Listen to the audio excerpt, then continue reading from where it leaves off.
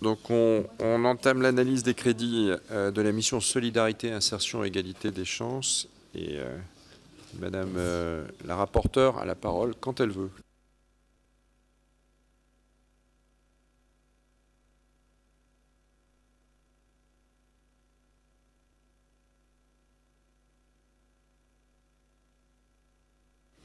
Merci, Monsieur le Président.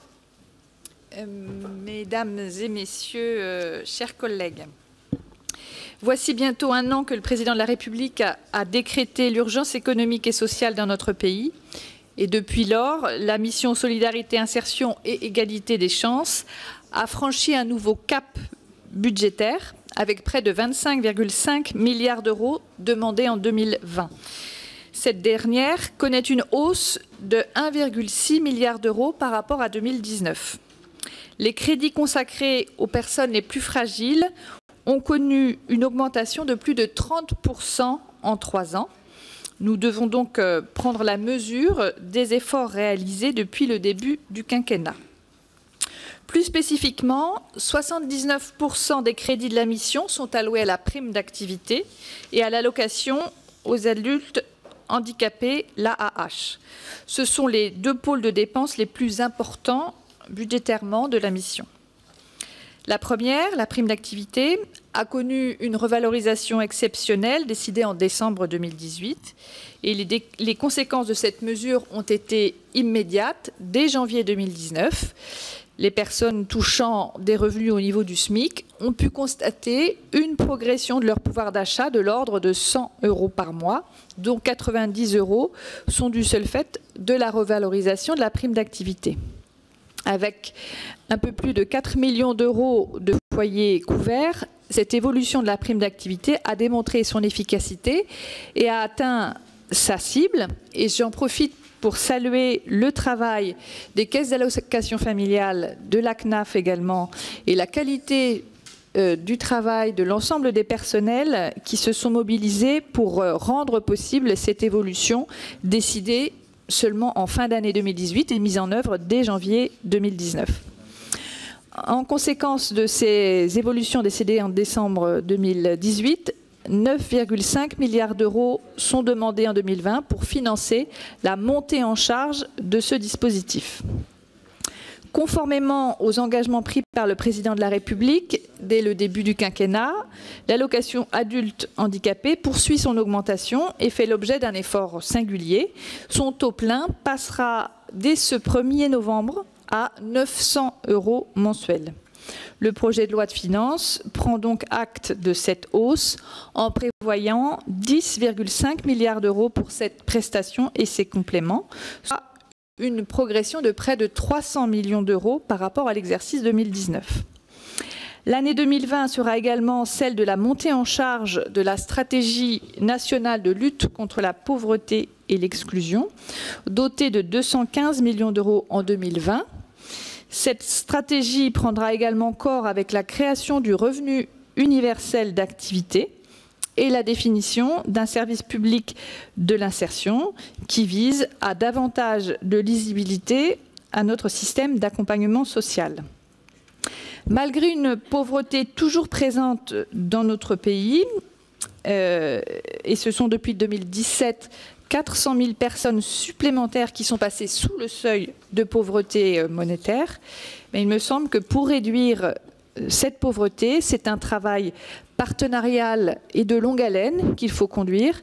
L'État doit travailler de concert avec les collectivités, avec les départements en particulier, afin d'améliorer ces résultats. Et c'est l'esprit des contractualisations qui ont été engagées au cours de cette année. Concernant ces mêmes départements, le soutien que leur apporte l'État continue de s'affermir et je souligne à cet égard l'augmentation continue des crédits dédiés à l'accueil des mineurs non accompagnés qui s'élève en 2020 à 162 millions d'euros. Ce soutien passe également par la recentralisation du financement du revenu de solidarité active, du RSA en Outre-mer et après Mayotte et la Guyane, La Réunion bénéficie de cette mesure, ce qui porte les crédits afférents à près de 850 millions d'euros en 2020. Je souhaite enfin m'attarder sur d'autres politiques publiques de la mission Solidarité, Insertion, Égalité des chances qui mériteraient de faire l'objet d'évolutions. L'aide alimentaire, tout d'abord. Vous vous souvenez peut-être que je vous avais présenté, dans le cadre de l'évaluation, un zoom particulier au mois de juin dernier. Donc l'aide alimentaire, dotée de 74 millions d'euros en 2020, fait l'objet d'une préoccupation croissante en raison de la situation délicate de la trésorerie de France Agrimaire. Et il me semble que des mesures doivent être prises rapidement afin de simplifier le dispositif actuellement en vigueur, qui entraîne des pertes financières considérables pour cet établissement.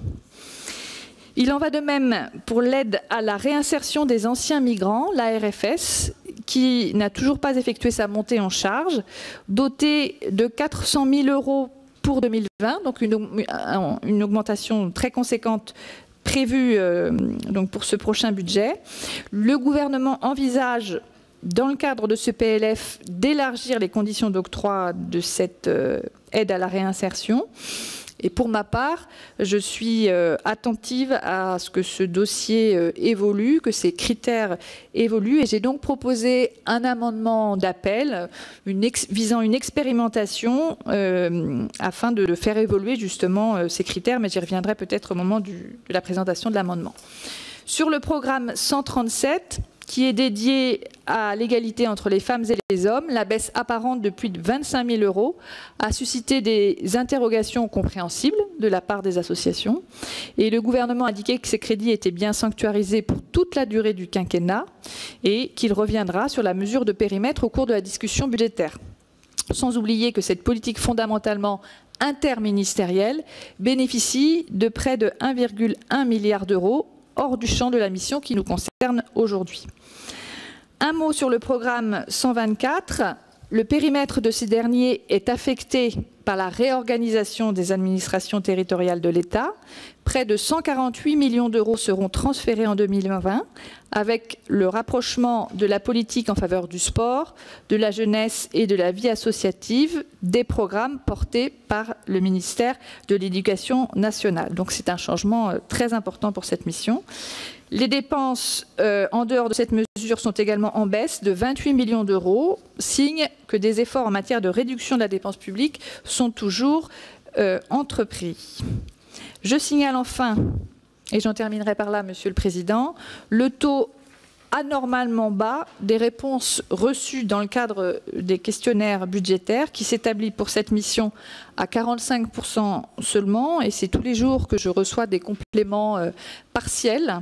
Et je m'interroge vraiment sur la qualité du travail parlementaire qu'il est ainsi possible de conduire, parce qu'on dispose de trop peu d'éléments et dans un délai toujours beaucoup trop court. Merci. Merci, Madame la rapporteure.